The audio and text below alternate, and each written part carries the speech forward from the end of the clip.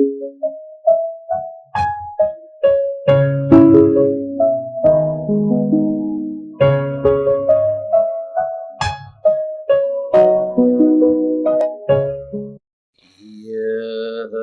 जगत सारा क्षणिक है और आत्मा एक नित्य है।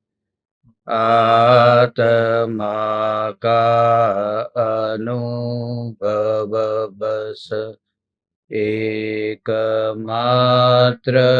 नित्य है। कहा न राज को करन मन, करो महान यह काज। आप्त ज्ञान की प्राप्ति है, मंगलमय सुख सार। मंगलमय सुख सार।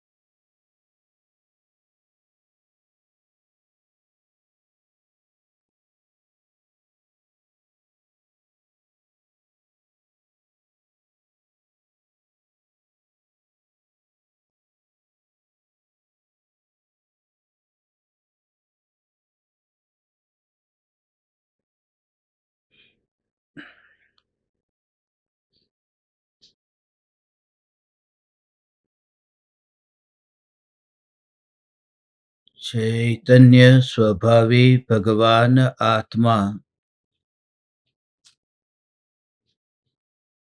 स्वयं ही चैतन्य समय सार है।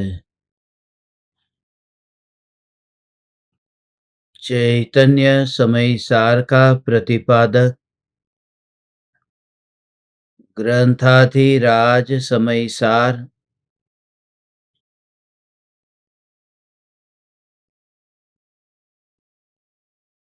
ज्ञेय ज्ञायक संबंध का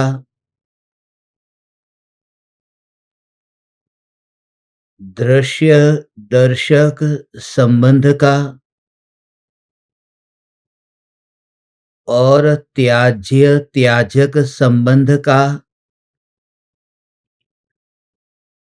निश्चय और व्यवहार नई की दृष्टि से बहुत ही सटीक निरूपण करता है।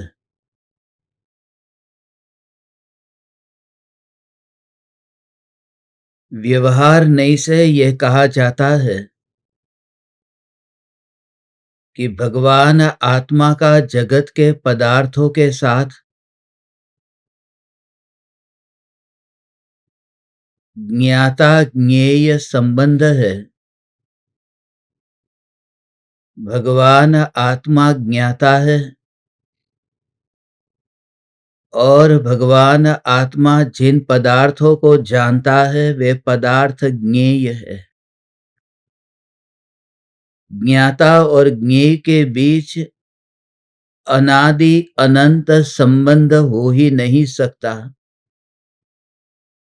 क्योंकि ज्ञान और ज्ञेय की अपनी अपनी स्वतंत्र सत्ता है और दोनों ही स्वयं के सिमंदर स्वरूप का त्याग नहीं करते हैं। इस वजह से इस जगत में प्रत्येक परमाणु स्वतंत्र है, प्रत्येक परमात्मा स्वतंत्र है और इस स्वतंत्रता की समझ से निज भगवान आत्मा भी देह के बंधन से स्वतंत्र होकर, मुक्त होकर सहज ही लोकाग्र शिखर पर विराजमान होता है। आज से एक नया प्रकरण प्रारंभ हो रहा है। ग्रंथाधिराज समयसार की 356 से लेकर 365वीं इन 10 गाथाओं में खड़ी का दृष्टांत देकर ज्ञान स्वभाव को ज्ञेयों से अलिप्त और निराला सिद्ध किया।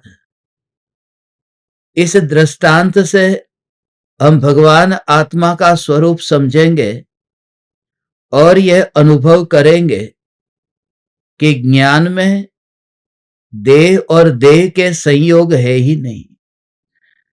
सीधा सा सरल सा वह दृष्टांत है कि दीवार है और दीवार के ऊपर खड़िया है।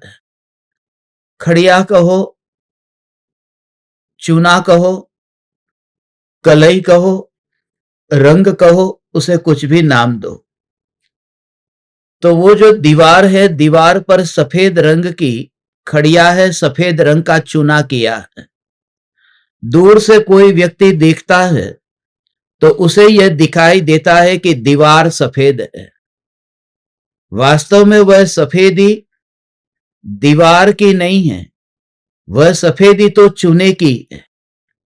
मगर चूना और दीवार के बीच भेद न जानने के कारण दूर से ही देखने वाला व्यक्ति उस दीवार को ही सफेद मान लेता है। ऐसे ही ये भगवान आत्मा ये राख की दीवार के पड़ोस में रहता है।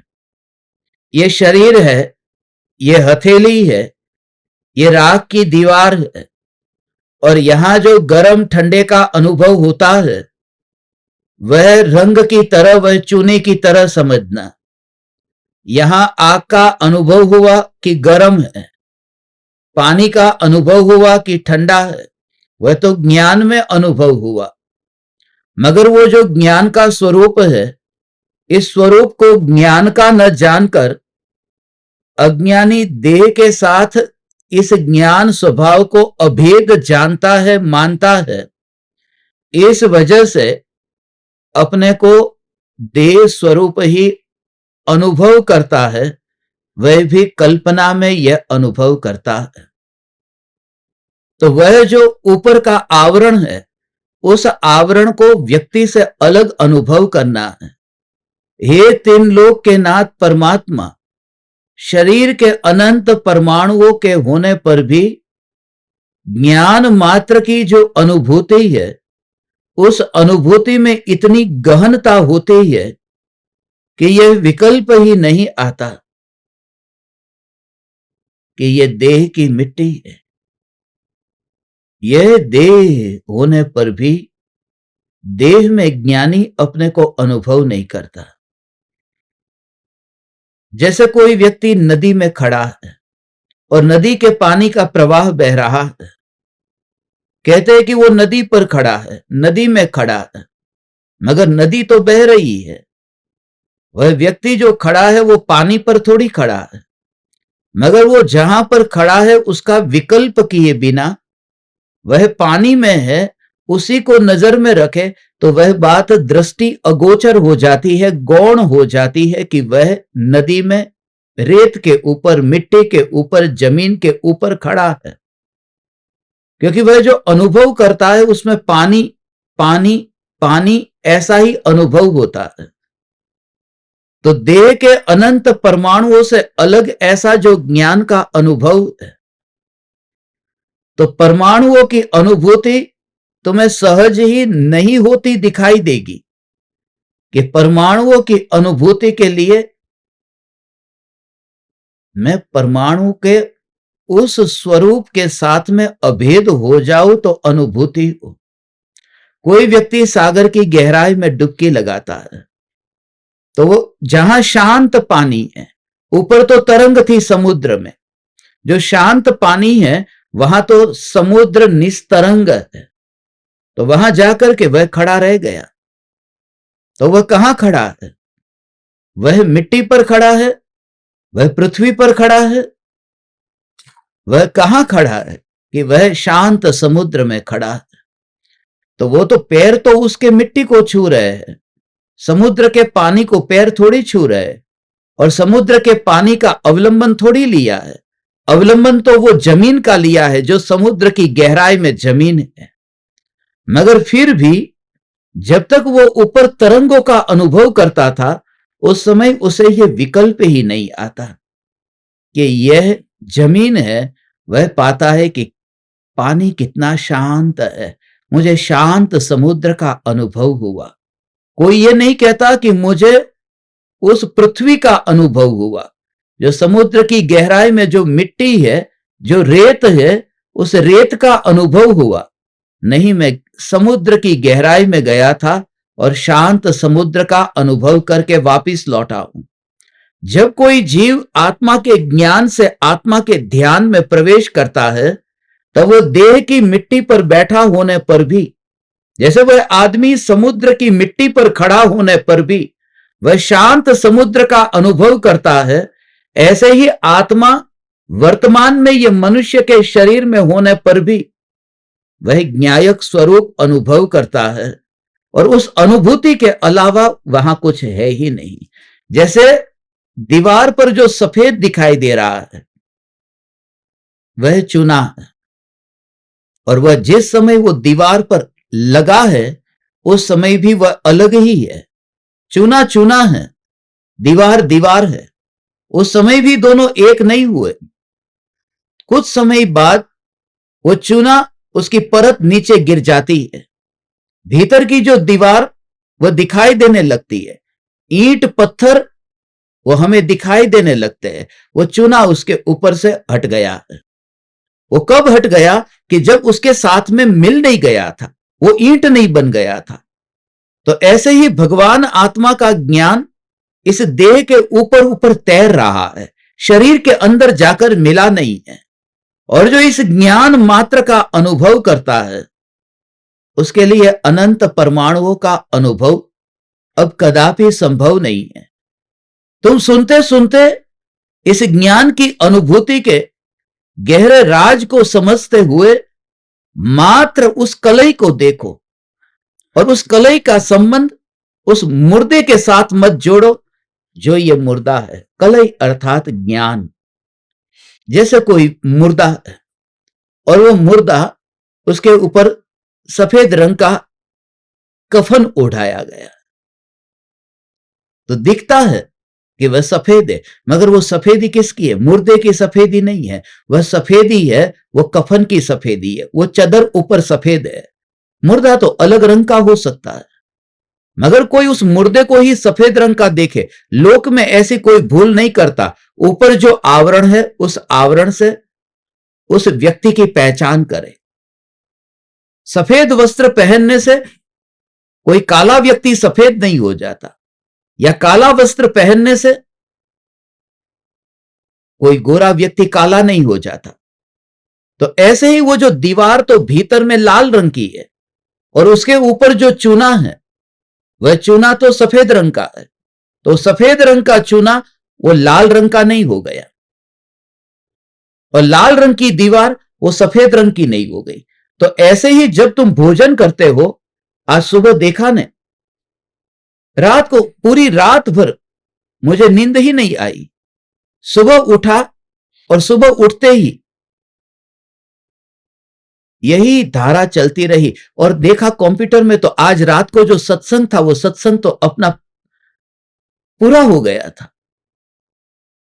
रात को एक सत्संग हुआ, आपने सुना हो, मैं चैतन्य, मैं चैतन्य, मैं चैतन्य।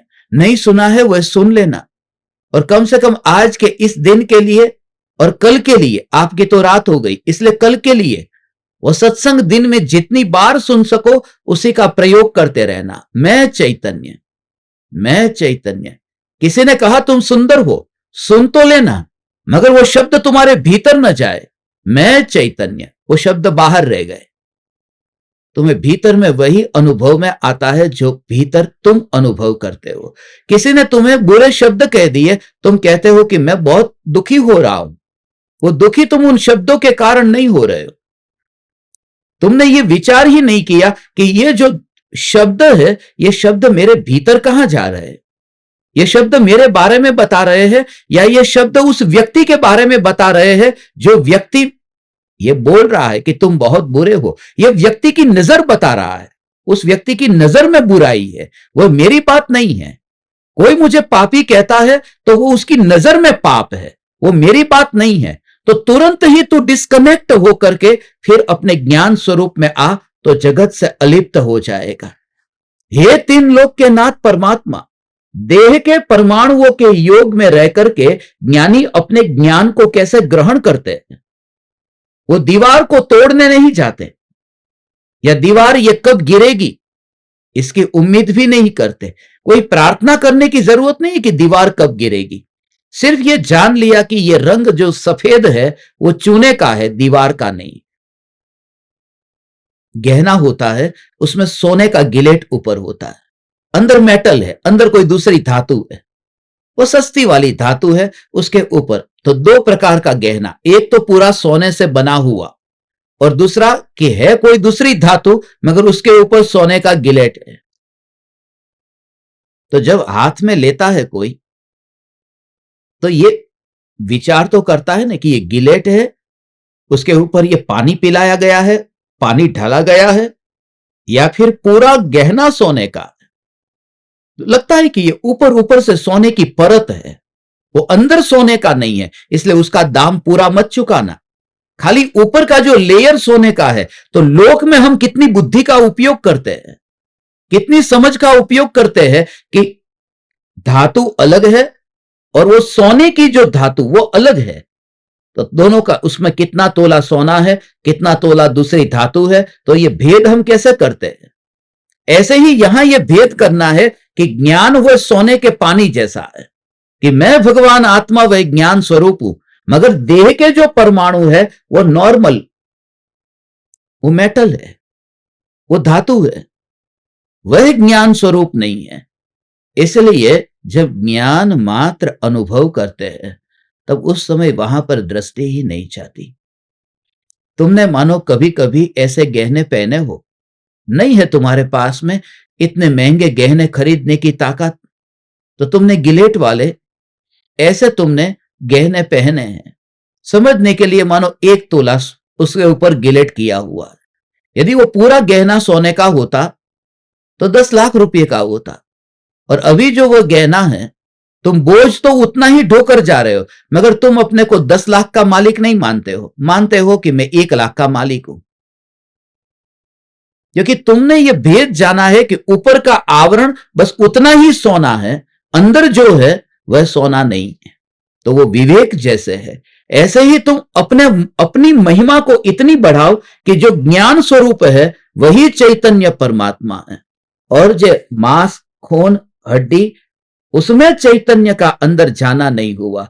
इसलिए बस मूल तत्व की बात ऐसे ही बात है।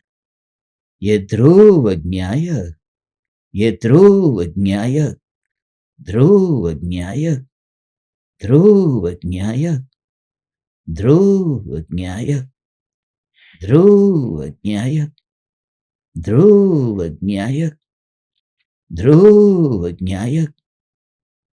तुम समझ रहे हो। मुझे बचपन की 7 वर्ष की उम्र की एक घटना स्मरण में आ रही है। गांव में एक आदमी की मृत्यु हुई थी। उसकी पत्नी उसके पति के मरने के बाद बहुत रो रही थी।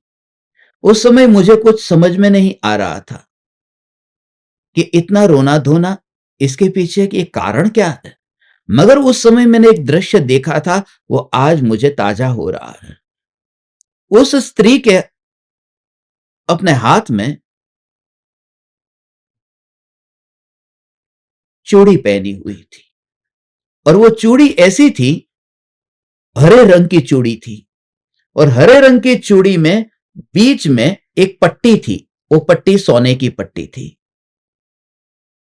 तो जैसे ही उस पति की उस लाश के पास में वह गई, उसने जोर से वहां पर ऐसे ऐसे अपने हाथ को जमीन पर ऐसे पछाड़ा और तोड़ दिया चूड़ी को। मुझे नहीं पता ये चूड़ी को क्यों तोड़ दिया, मगर थोड़ी देर बाद कोई आया वहां पर, उसे शांत किया, और शांत करके वो जो चूड़ी के टुकड़े पड़े थे, उन टुकड़े को किसी ने नहीं उठाया। वो जो ऊपर की जो पट्टी थी जिसके ऊपर वो लगी हुई थी हरे रंग की चूड़ी के ऊपर, बस उसको उठा लिया और लेकर के कोई अंदर लेके गया और डिब्बे में रख दिया। तो उस समय मुझे विचार आया था कि ये चूड़ी तो पूरी चूड़ी सोने की चूड़ी है ना, मगर उसमें कितनी समझ है कि जितना वो सोना ही परिणमित जो हो रहा है, बस उसकी ही महिमा है। ये हरे रंग का जो प्लास्टिक है, जो मटेरियल है, उसकी इतनी महिमा नहीं है। ये जो लाख रुपए की जो है वो चूड़ी, वो पूरी चूड़ी नहीं है, वो तो 10-20 रुपये की होगी, 25-50 रुपये की होगी, मगर उसके ऊपर जो पट्टी सोने की है वो लाख रुपये की है। तो भेद करने के लिए क्या किया? तो जैसे ही शरीर क्षीण होता जाएगा तो तू तुरंत ही उस ज्ञान को देखना कि ये जो ज्ञान है ये महिमावान है, क्योंकि वही ये अनुभव में आ रहा है। और दूसरी एक बात तुमसे कहूं, हे तीन लोक के नाथ परमात्मा, उस समय किसी भी सुनार को बुलाया नहीं था, किसी भी आदमी को बुलाया नहीं, किसी भी हथियार को लिया नहीं, और अपने आप वो जो सोने की जो ऊपर की पट्टी थी, पतली थी मगर पूरे में ऐसी लिपटी हुई थी, वो टूटी और ऐसे ही उसको लेकर के गया। जो उसको टूटी हुई पट्टी को जैसे लेकर गया, तो उस समय इतने बरसों से वो रही थी ना, वो हरे रंग की चूड़ी के ऊपर ये पट्टी रही थी, 10 साल, 20 साल, 25 साल, पता नहीं वो कितने साल से, मगर एक दिन के लिए भी, एक सेकंड के लिए भी वह सोने की पट्टी वो हरा रंग नहीं हो गई, और हरे रंग की जो चूड़ी वो सोना नहीं बन गई। ऐसा नहीं है कि मृत्यु के बाद में सोना अलग हुआ, वो पहले भी ऐसा अलग ही था। तो जब तू ज्ञान शरीर से अलग होने की जरूरत नहीं है, तो शरीर में रहता हुआ ही मैं ज्ञान स्वरूप अपनी महिमा बढ़ा। जितनी तू अपनी महिमा बढ़ाता है, और महिमा कैसे बढ़ेगी? पहचान से बढ़ेगी। सुनार महिमा जानता है, सुनार को पता है कि ये गहना है, ये गहना क्यों मूल्यवान है, क्योंकि उसमें सोना, और वो सोने को कैसे देखता है? उसके पास में कसौटी का पत्थर होता है, उस पर घिस करके, उस कसौटी पर वो कस करके वो सोने का निर्णय करता है। और सोना है या लोहा है उसका पता चल जाता है। यदि लोहा होगा तो उसके ऊपर जंग लगती है, उसे पानी में डालो तो वह लोहा खराब हो जाता है, मगर सोने को कुछ नहीं होता। सोना किसी भी स्थिति में हो, सोना कैसा भी हो, कहीं पर भी हो, सोने को जंग नहीं लगती।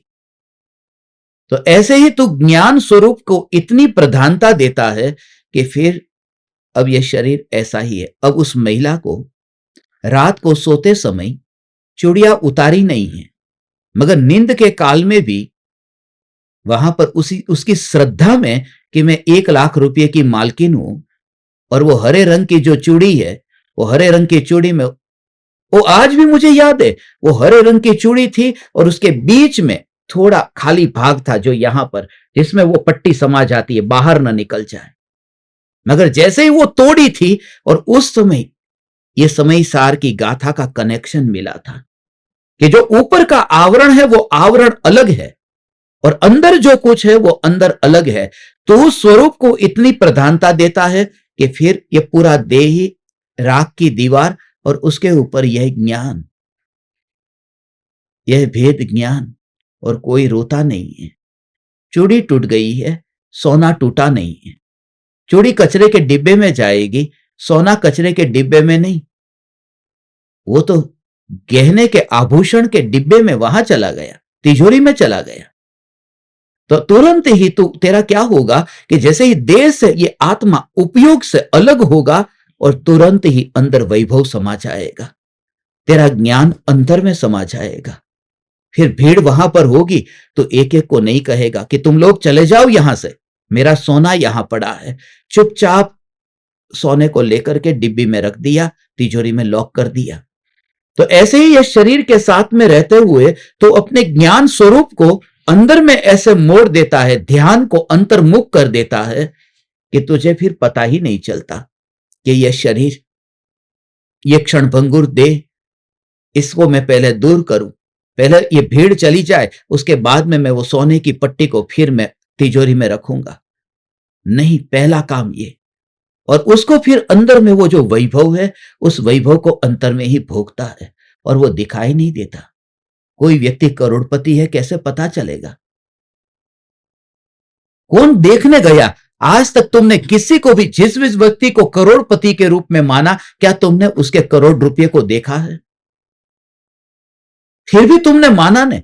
और वह व्यक्ति भीतर में स्वयं अनुभव करता है कि वह करोड़पति है, क्योंकि उसने तिजोरी को खोल करके देखा है, उसका अनुभव है। दूसरे लोगों का तो अनुमान है और यह करोड़पति का खुद का अनुभव है। अनुमान और अनुभव में अंतर है। दूसरे व्यक्तियों के लिए हम अनुमान लगाते हैं और स्वयं के लिए हम अनुभव करते हैं। यह अनुभव मेरा स्वयं का अनुभव है। अनुमान दूसरे का होगा, अनुभव स्वयं का होगा। और तू अनुमान से मुंह मोड़ देगा तो ही तुझे अनुभव होगा कि दूसरा तेरे बारे में क्या अनुमान लगा रहा है। हमने तो किसी की तिजोरी में देखा ही नहीं, क्योंकि हमारी यह पुरानी आदत है कि हम तिजोरी का दरवाजा तो तब खोलते हैं जब घर का मुख्य दरवाजा बंद कर दिया हो। एक बार चेक कर लेते हैं कि घर का दरवाजा बंद हो गया है ना, उसके बाद में तिजोरी का दरवाजा खोलते हैं। और तिजोरी का दरवाजा बराबर बंद हो जाने के बाद में फिर घर का दरवाजा खोलते हैं। इसलिए कौन किसके वैभव को देखने जाता है, सिर्फ अनुमान ही लगाते हैं। मगर अपने वैभव को तो खुद देखा जा सकता है। हे तीन लोक के नाथ परमात्मा, इस ज्ञान को ही तो अनुभव कर, जो एकांत में अनुभव में आता है। कबीर कहते हैं ना, पाया है भीड़ में उस हीरे को और बस गठरी में बांध दिया और बांध करके फिर घर पे ला करके एकांत में खोल करके फिर वो देखता है। बीच बाजार में पाया था, मगर बीच बाजार में देखता नहीं है, देखता है एकांत में। तो आत्मा को पाएगा तो शरीर की भीड़ के बीच में, ये शरीर के बीच में रहते हुए तो आत्मा को पाएगा। मगर जब अनुभव करके उसका भोग होगा तब एक भी परमाणु वहां नहीं होगा। ये अद्भुत गाथाएं है। 10 दिनों तक ये लगातार चर्चा चलेगी।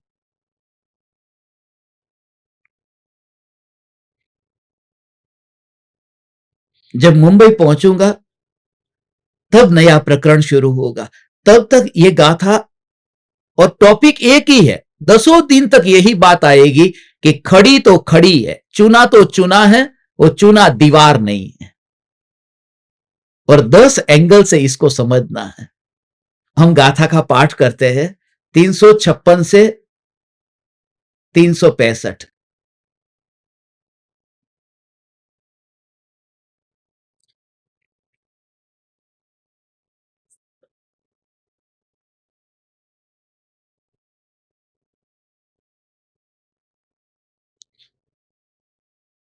जह सेडिया दुड़ परस, सेडिया सेडिया यसा होदी, तह जान गो दून परस, जान गो सोदू। जह सेडिया दुण परस, सेडिया सेडिया यसा होदी, तह पास गो दुण परस, पास गो सोदू। जह सेडिया दुण परस, सेडिया सेडिया यसा होदी, तह संजदो दुण परस, संजदो सोदू। जह सेडिया दुण परस, सेडिया सेडिया यसा होदी, तह दंसणं दुणपरस दंसणं दंसणं तं तु एवं तु निश्चयनयस भासीदम्नाणदंसणचरिते शृणुव्यवहारणयस्य यवत्तवं से समासेन।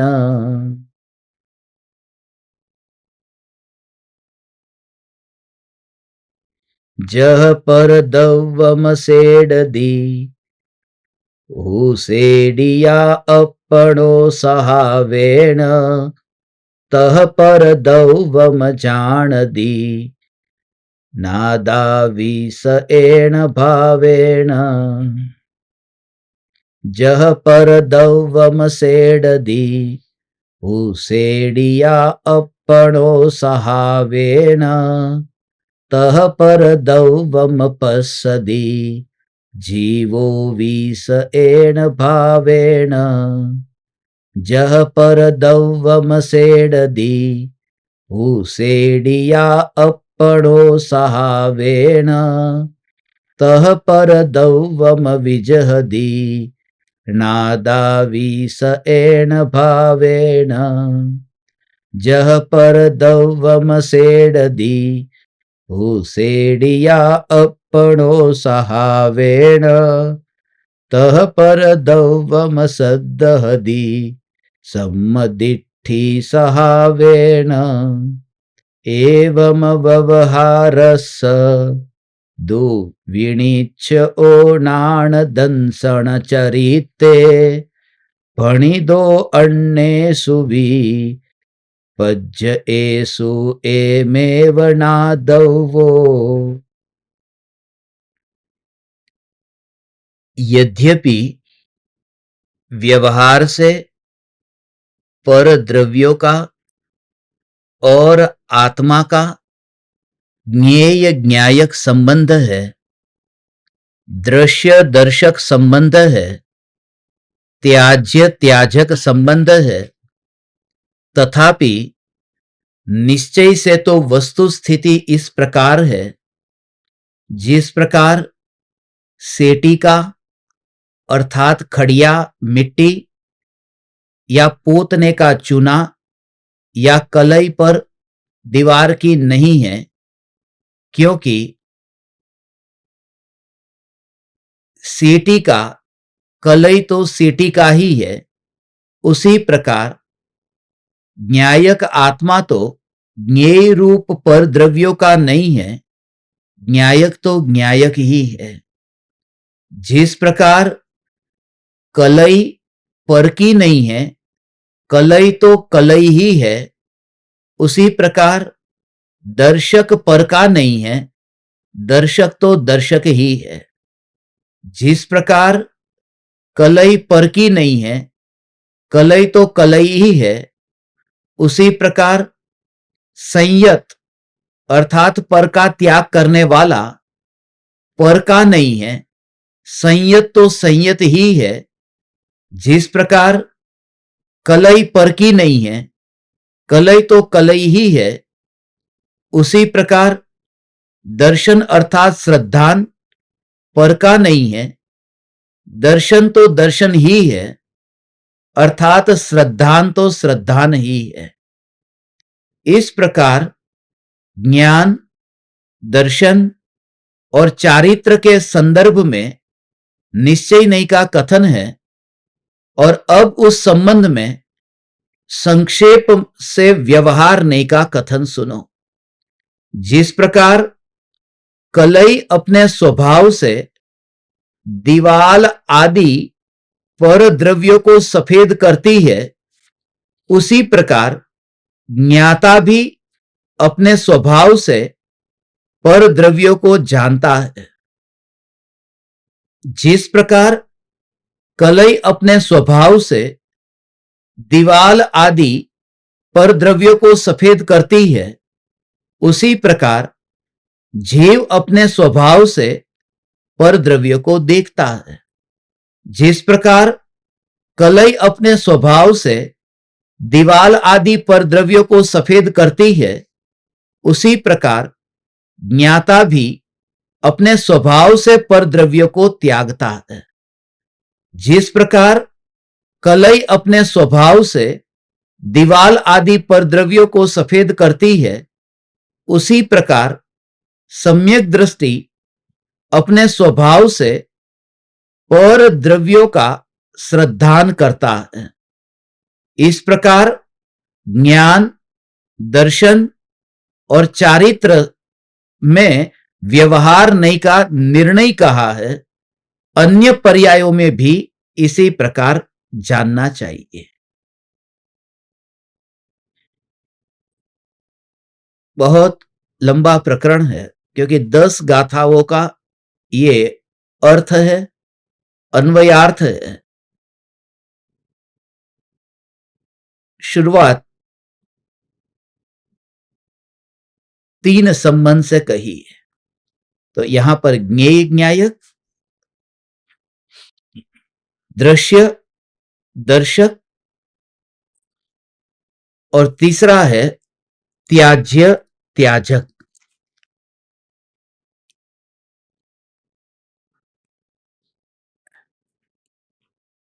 ये 3 ये दृष्टांत दिए हैं। बाकी तो सभी में ऐसा समझना है कि आत्मा अपने स्वभाव का ही करता है, पर भाव का करता नहीं है। ये जो दृष्टांत पहले बताया, यद्यपि व्यवहार से परद्रव्यों का और आत्मा का ज्ञेय ज्ञायक संबंध है, दृश्य दर्शक संबंध है, त्याज्य ताज्य ताजक संबंध है, तथापि निश्चय से वस्तु स्थिति इस प्रकार है, जिस प्रकार सीटी का अर्थात खड़िया मिट्टी या पोतने का चुना या कलई पर दीवार की नहीं है, क्योंकि सीटी का तो सीटी का ही है। उसी प्रकार ज्ञायक आत्मा तो ज्ञेय रूप पर द्रव्यों का नहीं है, ज्ञायक तो ज्ञायक ही है। इसके ऊपर अभी हम गहराई में जाते हैं।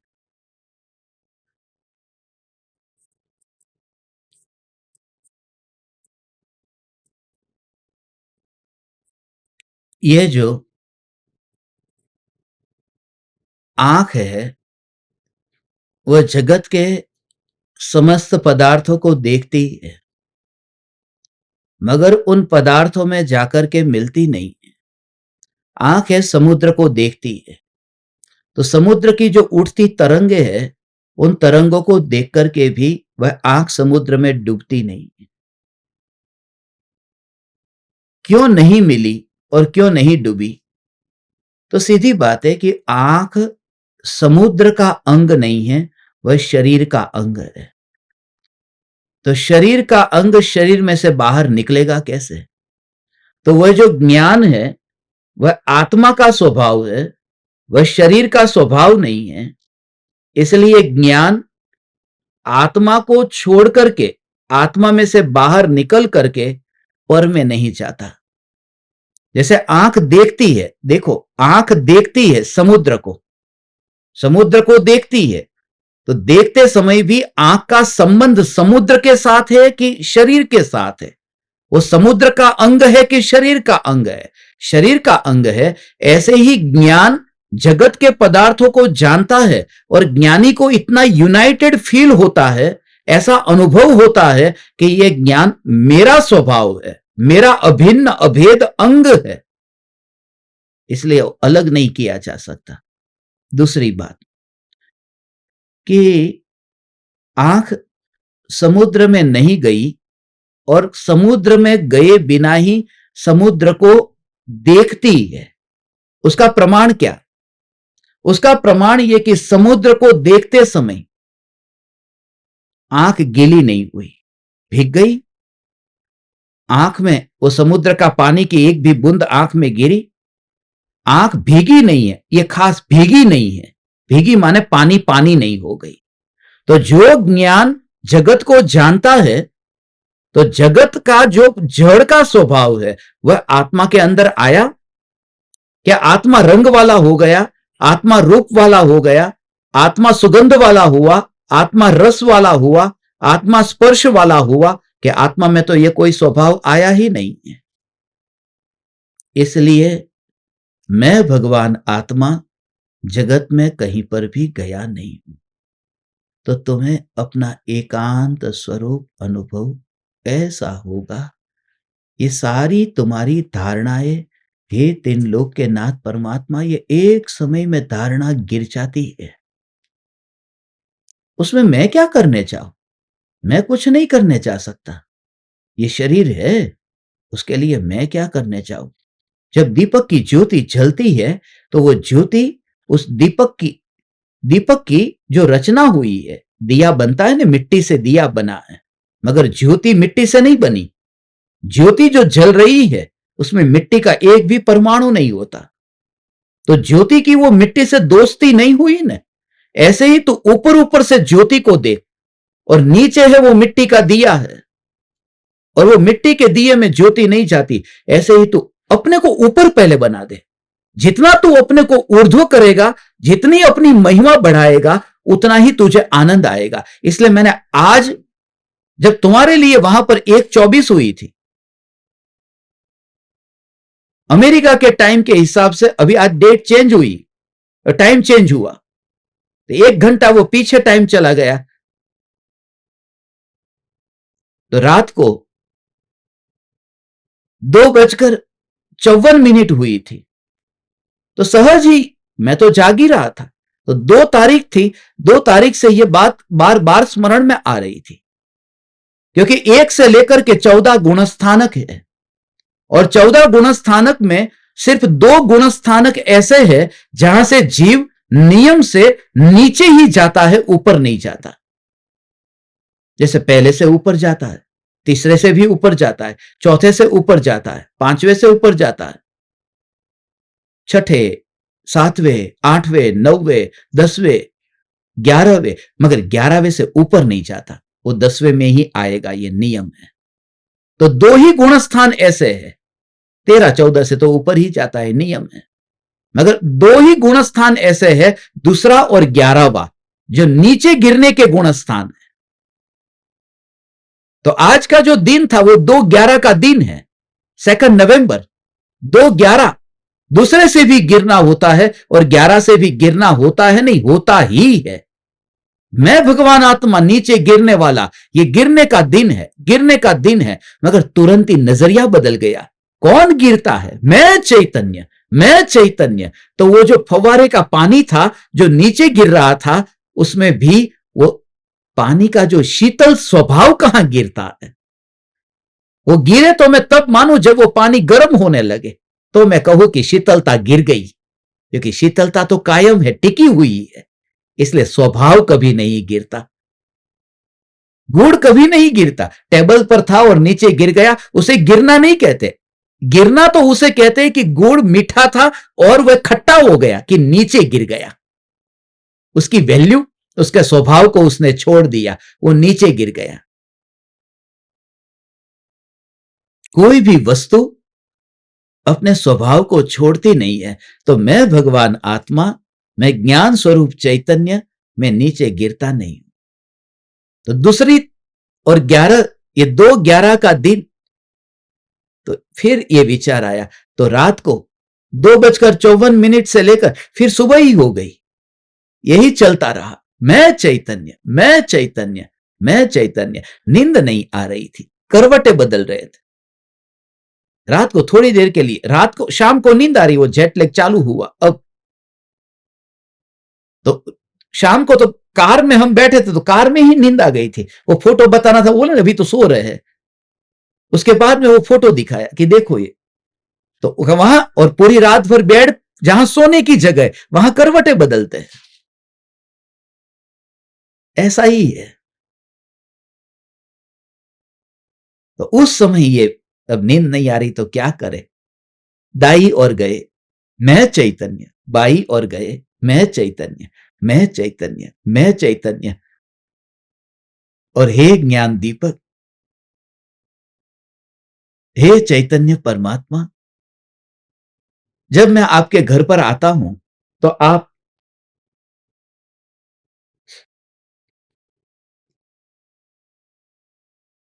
मुझे मिठाई क्यों खिलाते हैं?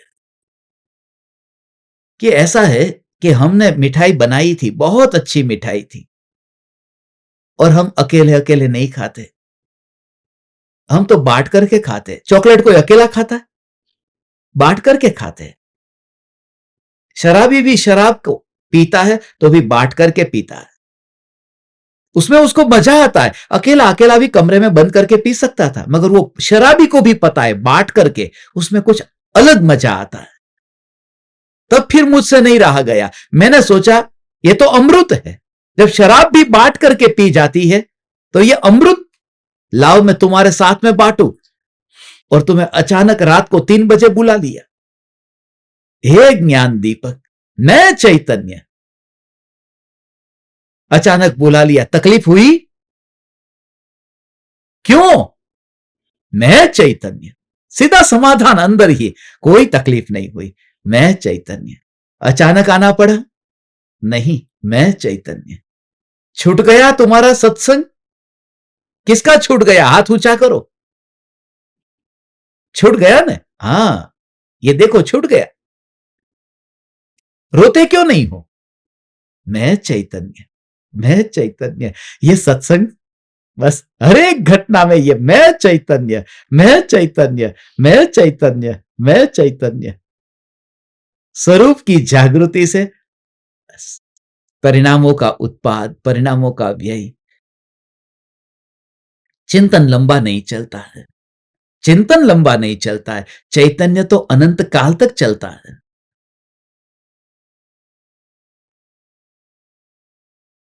तो चिंतन नहीं है, तो चिंतन से नाता मत जोड़। तकलीफ ज्यादा यही है। किसी ने मुझे बुरा शब्द कहा और मुझे उसका बुरा लग गया। वो बुरा लगा माने मेरे विचारों में बुरा लगा। मुझे अंदर से वो ठेस पहुंची, उसने मुझे ऐसा क्यों कहा। और वो ठेस पहुंचने का कारण फिर वो जो विचार आए, उस विचार से भी मैंने तादाद में करके नाता जोड़ दिया। ये विचार मेरे हैं। जिस दिन तुम विचारों के साथ में जीना बंद कर दोगे, उसी दिन तुम्हें अपूर्व ज्ञायक की अपूर्व अनुभूति। विचारों के साथ में जिंदगी जीना बंद कर दिया। विचारों के साथ हूं, शरीर के साथ नहीं। विचार चल रहे हैं। मैं चैतन्य, मैं चैतन्य। ये धारा चली ना आपके भीतर में, शुरुआत तो हुई ना। मैं चैतन्य, मैं चैतन्य। तो उसके साथ फिर तू बहेगा, फिर फंसेगा तू, क्योंकि वह भी तो विचार है।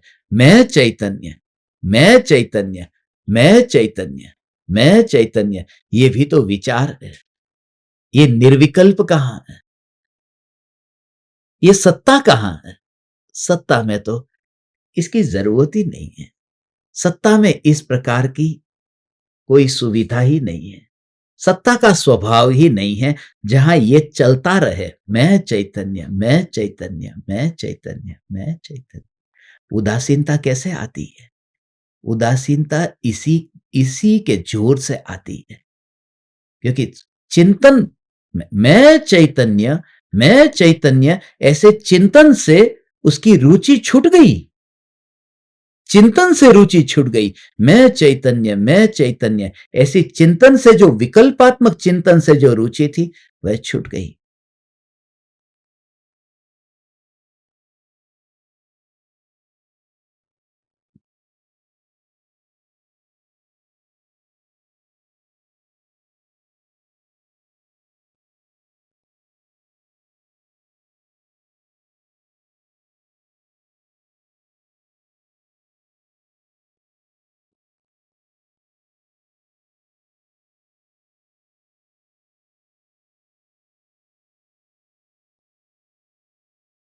अब सांस भी लोगे, सांस शरीर के भीतर जाएगी, सांस शरीर से बाहर निकलेगी। ज्ञान की परत को ऊपर से ही अनुभव किया। अंदर अंदर अंदर अंदर तो पूरा खोखलापन है। खोखलापन इसलिए क्योंकि वहां विकल्प विकल्प, उसको पता ही नहीं है कि मैं विकल्प हूं। मूल तत्व को ग्रहण कर लिया, जो सारभूत है उसी को ग्रहण किया। वहां पर विकल्प भी नहीं आता, ध्यान भी नहीं जाता। संयोग होने पर भी, बंधन होने पर भी ये बंधन है। मगर बंधन होने पर भी उस समय जो पूरा जोर है, वो जोर वो सत्ता मात्र पर होता है। जैसे 100 रुपये की नोट है, ऐसे एक नोट का पूरा बंडल है, उसके ऊपर रबर बैंड है। तो जब तुम उसको हाथ में लेते हो, तो तुम रबर का, ये रबर कितने रुपये का है, ये विचार आता है? ये रबर का कितना पैसा होगा, विचार नहीं आया। मैं 10,000 रुपये अपने हाथ में ले रहा हूं। अब 100 की नोट, 100 नोट, तो सीधा 10,000 रुपया। पूरा कैसा जोर है कि जो मैं पकड़ता हूं और आंख में, मैं आंख से नहीं देख रहा हूं कि वहां पर रबर लिपटा हुआ है, रबर से बंधा हुआ है, मगर मेरी दृष्टि उस पर नहीं है। तो ऐसे ही तू शरीर का बंधन, इस बंधन को प्रायोरिटी क्यों देता है? शरीर को इतनी महिमा क्यों दी है? महिमा ज्ञान को दे। शरीर है सो है, और रबर होगा ऐसा नहीं, फिर रबर की जरूरत क्या है? जब रबर को देखना ही नहीं है तो रबर क्यों लगाया उसके ऊपर? जब शरीर की जरूरत नहीं है, शरीर मैं नहीं हूं, फिर कपड़े पहनने की जरूरत क्या है? शरीर तो मैं हूं ही नहीं। नहीं, वो वस्त्र पहनेगा, वो घर में रहेगा घर के अनुरूप, वो मंदिर में जाएगा मंदिर के अनुरूप। मंदिर से मुझे ये बात स्मरण में आई, अभी हम भारत के समय के हिसाब से 9:30 बजे धर्म सभा के लिए मिलेंगे।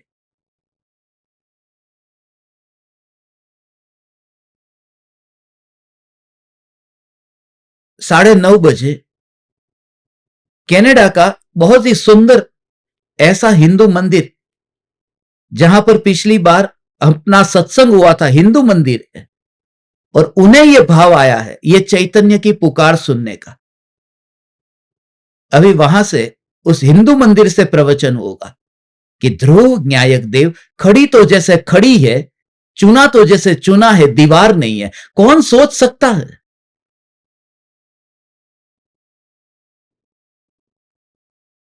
जैन मंदिर में श्वेतांबर को बुलाना हो, दिगंबर मंदिर में, तो विवाद कितना खड़ा हो जाए। श्वेतांबर मंदिर में, देरासर में दिगंबर को बुलाना हो तो, मगर अभी हम जा रहे,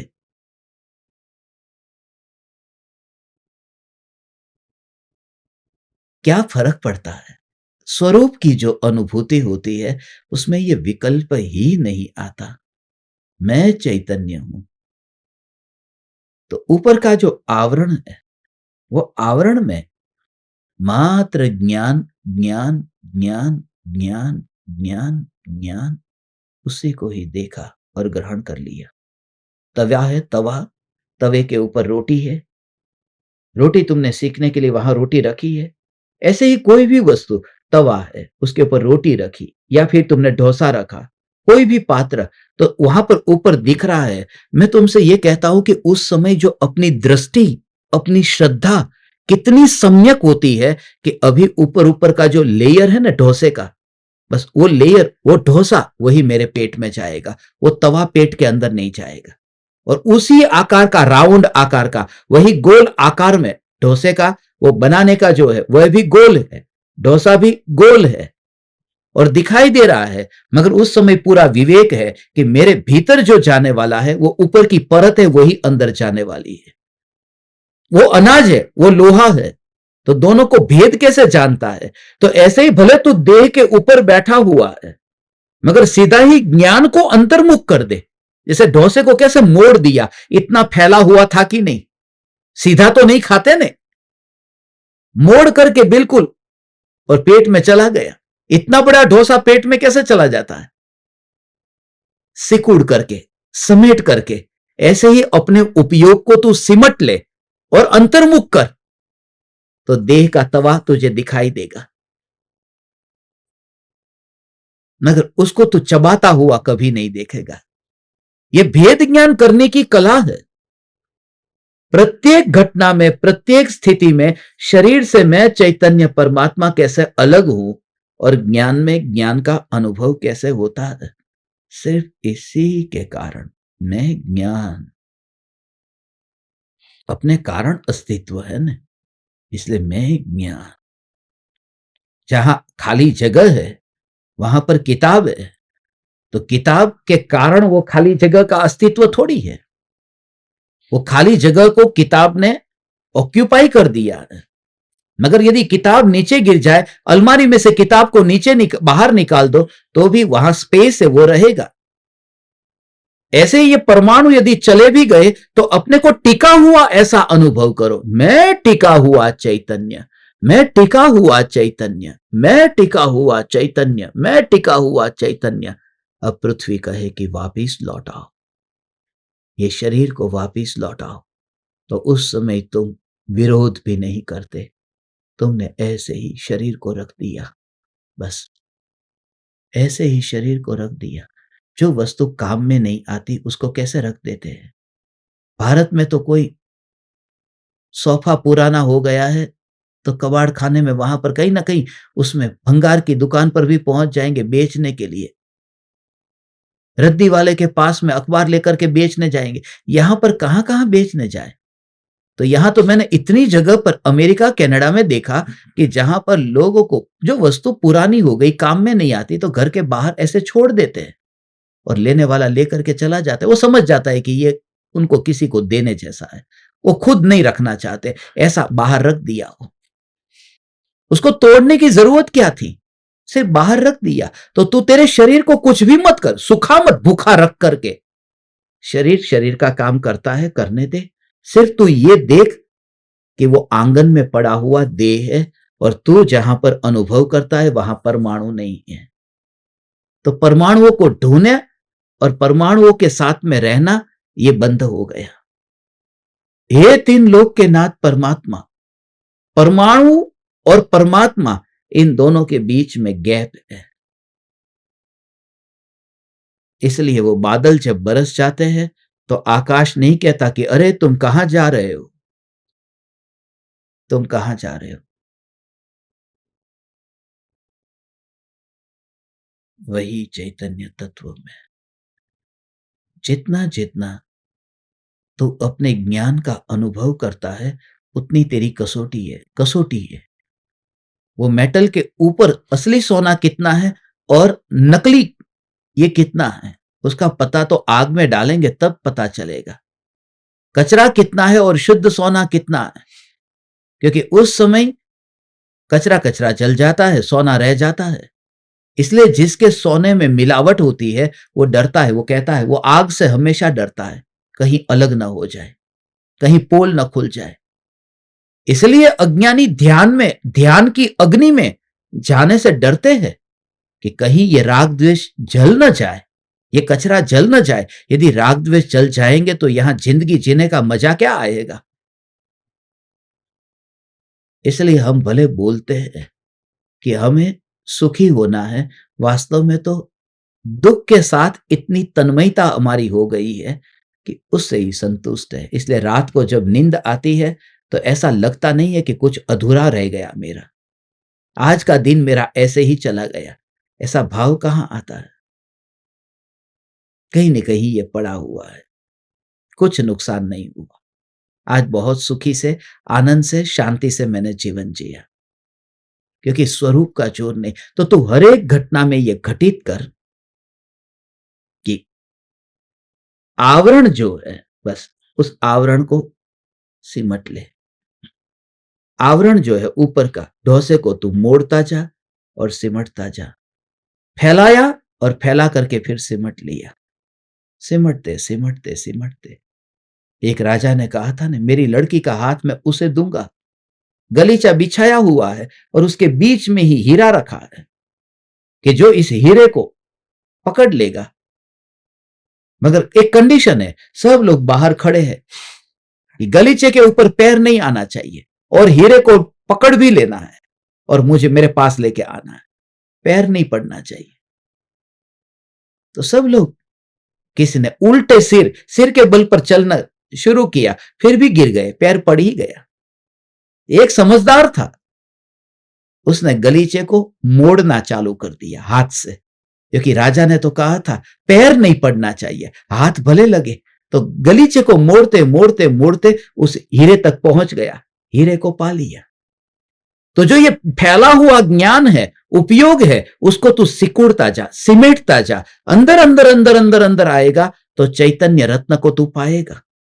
और फिर भले वो ज्ञान कितना भी बढ़ना हो बढ़ जाए, फिर भले लोकालोक को जानना हो तो जान ले, मगर पहली कंडीशन ये थी कि तू सिमटता जा। ये दोनों अलग अलग है, चूना अलग है, दीवार अलग है, ज्ञान अलग है और ये लोकालोक अलग है।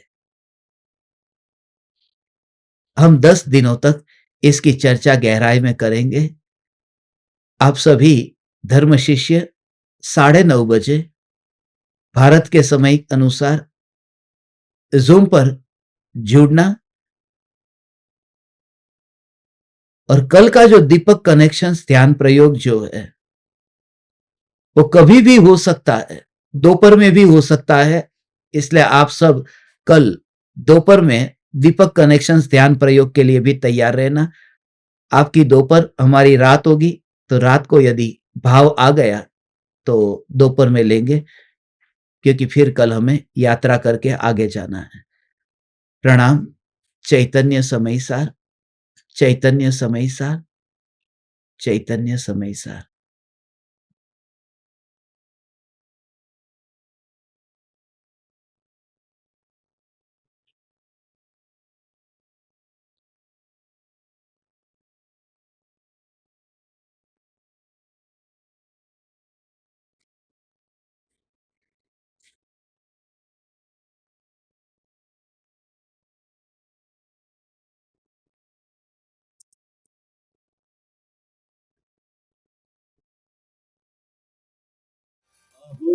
अहो श्री सद्गुरु करुणा सिंधु अपार,